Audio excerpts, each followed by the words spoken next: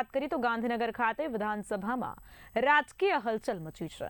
ભાજપના એમએલએ પૂર્ણેશ મોદી વિધાનસભા પહોંચ્યા। મુખ્યમંત્રી ભૂપેન્દ્ર પટેલ ઉપસ્થિત જોવા મળ્યા હતા। સાથે સાથે નાયબ મુખ્યમંત્રી હર્ષ સંઘવીની હાજરી પણ જોવા મળી તો મંત્રી ઋષિકેશ પટેલ અને જીતુ વાઘાણી પણ રહ્યા હાજર। વિધાનસભાના ઉપાધ્યક્ષ પદ માટે પૂર્ણેશ મોદીએ ફોર્મ ભર્યું।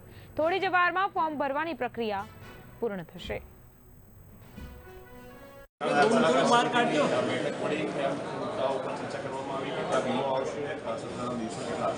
નક્કી થયા મુજબ કામકાજ સલાહકાર સમિતિની કોઈ પણ ચર્ચા બહાર ન થઈ શકે અને આદરણીય અધ્યક્ષશ્રી એ કામકાજ સમિતિની તમામ વિગતો ગૃહ શરૂ થાય એ વખતે ધ્યાને ગૃહના મૂકવાના છે।